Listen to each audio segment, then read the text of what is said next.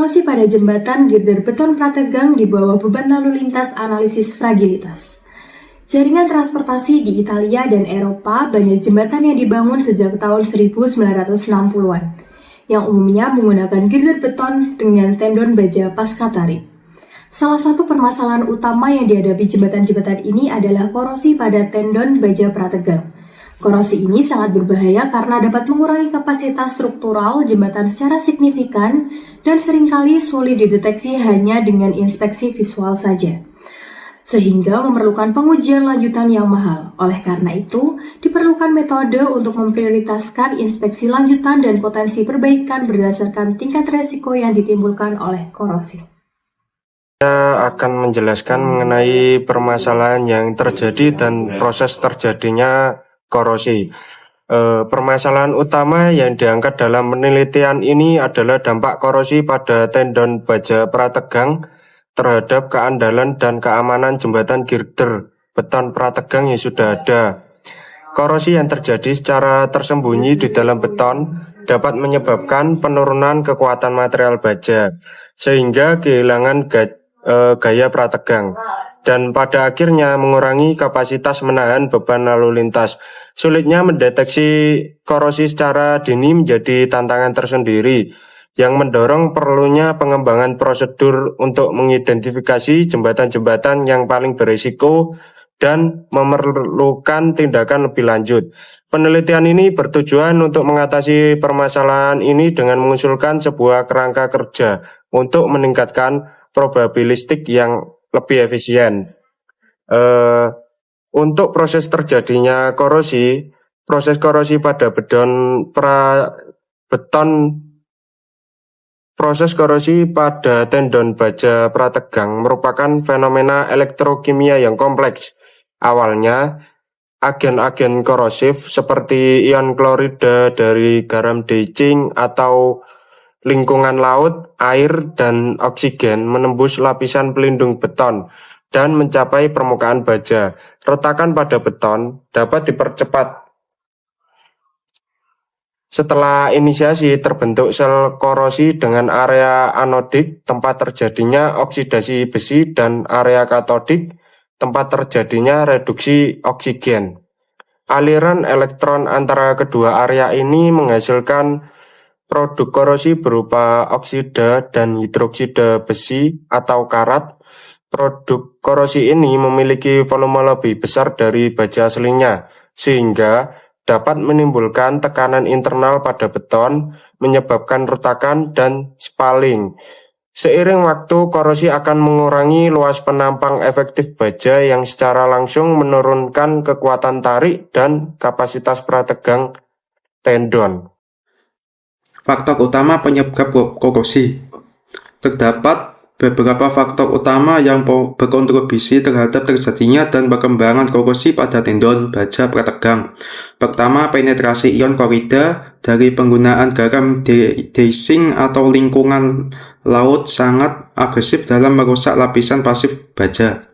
Kedua, karbonasi beton, yaitu reaksi antara karbon dioksida dengan hidroksida kalsium dalam beton, menurunkan pH dan menghilangkan perlindungan alkali terhadap baja. Ketiga, retakan pada beton, menjadi jalur masuk yang mudah bagi agen korosif. Keempat, kualitas limut beton yang buruk, baik dari segi ketebalan maupun kepadatan, mengurangi perlindungan terhadap penetrasi agen korosif. Terakhir, pada tendon pasca tarik, kualitas grouting yang tidak sempurna dapat meninggalkan rongga yang memungkinkan air dan oksigen masuk dan memicu korosi. Pada dampak korosi pada masa layan lalu lintas. Korosi pada tendon baja prategang memiliki konsekuensi serius terhadap kinerja jembatan selama masa layanannya. Penurunan kekuatan tarik tendon secara langsung mengurangi kapasitas lentur dan geser. Kehilangan gaya prategang akibat korosi juga memperburuk kapasitas lentur, meningkatkan lendutan, dan memicu retakan yang lebih besar pada beton. Berkurangnya kekuatan struktur akibat kerusakan tendon mempengaruhi respons jembatan terhadap beban lalu lintas dan beban dinamis kerusakan tendon. Peningkatan lanjutan dapat mengganggu kenyamanan pengguna dan bahkan stabilitas struktural. Dalam kasus korosi yang parah, risiko keruntuhan jembatan meningkat secara signifikan. Selain itu, jembatan yang terkorosi memerlukan biaya inspeksi dan pemeliharaan yang lebih tinggi. Kemudian, metode yang digunakan dalam penelitian ini menggunakan beberapa metode untuk menilai risiko kegagalan jembatan. Salah satunya adalah simulasi Monte Carlo.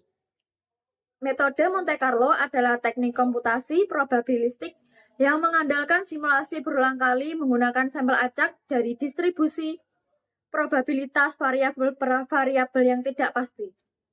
Dalam konteks analisis fragilitas jembatan yang terkorosi, variabel-variabel acak ini dapat mencakup tingkat dan lokasi korosi pada tendon, sifat mekanik material beton dan baja, serta karakteristik beban lalu lintas. Untuk setiap sampel acak yang dihasilkan, dilakukan analisis struktural deterministik untuk mengevaluasi respon jembatan. Kondisi kegagalan struktur kemudian diperiksa untuk setiap simulasi. Setelah jumlah besar simulasi, probabilitas kegagalan untuk tingkat korosi atau beban tertentu diestimasi berdasarkan frekuensi terjadinya kegagalan dalam simulasi. Hasil dari analisis Monte Carlo ini kemudian digunakan untuk menyusun kurva fragilitas. Untuk berikutnya yaitu membahas mengenai rumus. Rumus yang digunakan dalam perhitungan momen ultimate pada balok prategang adalah MU sama dengan dalam kurung baja prategang ditambah dengan baja tarik biasa tutup kurung dikali dengan lengan momen dalam. Momen lentur ultimate atau MU merupakan kapasitas maksimum balok prategang untuk menahan momen lentur sebelum mengalami keruntuhan. Yang berikutnya adalah baja prategang yang digunakan untuk memberikan gaya tekan awal pada beton sebelum beban diterapkan. Yang ketiga adalah baja tarik biasa yang digunakan untuk membantu menahan gaya tarik akibat beban luar. Yang berikutnya adalah lengan momen dalam yang merupakan jarak antara resultan gaya tekan di beton dengan resultan gaya tarik di baja. Nilai ini mempengaruhi besar momen yang bisa ditahan oleh elemen struktural. Yang berikutnya adalah kegagalan ductile dan getas.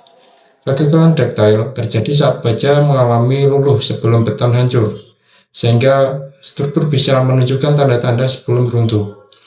Dan kegagalan getas terjadi saat beton mengalami kehancuran sebelum baja mencapai luluh, yang lebih berbahaya karena terjadi secara tiba-tiba.